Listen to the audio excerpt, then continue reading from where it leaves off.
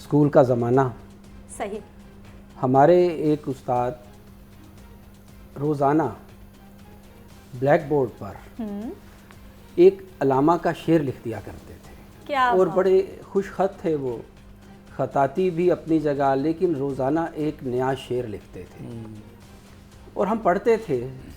शायद समझते नहीं थे कि क्या इसमें मैसेज है, क्या पैगाम है, लेकिन इतना ज़रूर अंदाज़ा होता था कि ये अल्लामा इकबाल का शेर जो है ये बेमकसद नहीं है, ये हमारे लिए है। सही। तो हम उस सतह से आगे बढ़ते हुए कॉलेज में पहुंचते हैं, अल्लामा इकबाल की मादरे इल्मी में पढ़ने का शरफ़ हासिल होता है।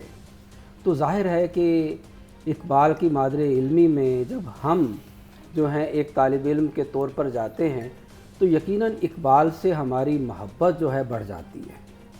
और वहाँ जब हम मुख्तलिफ़ सोसाइटीज़ में हिस्सा लेते हैं, वहाँ बस्मे इकबाल में मुख्तलिफ़ जो नशिस्तें होती हैं, तो पता चलता है कि हाँ, इस तरीके से तलबा तक, नई नस्ल तक इकबाल का पैगाम पहुँचाया जा सकता है।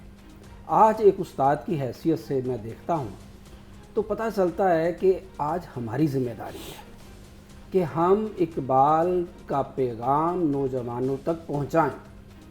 और यकीनन क्लास रूम में हम ये पैगाम पहुँचा रहे हैं।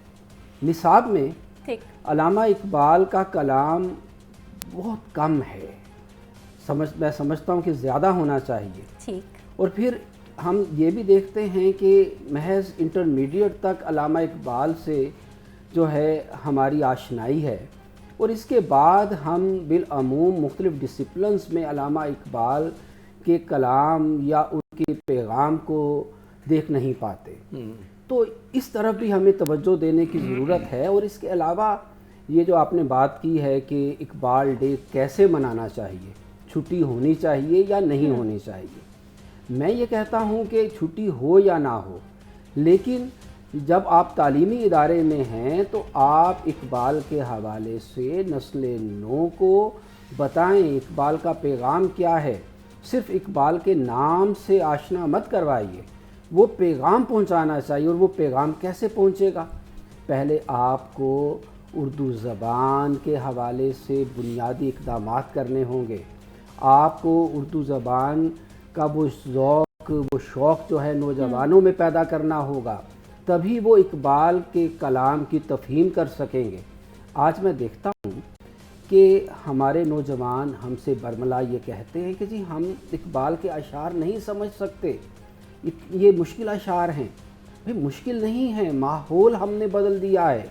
एक दौर था इकबाल का, वो दौर कि जब फ़ारसी भी पढ़ाई जा रही थी, अरबी पढ़ाई जा रही थी, अंग्रेज़ी अपनी जगह थी, और उर्दू ज़बान उस दौरे ग़ुलामी में ग़ुलाम नहीं थी, वो आज़ाद थी। और उसको सीखने के लिए जौक दर जौक जो हैं लोग मदरसों, स्कूलों और कॉलेजों का रुख कर रहे थे।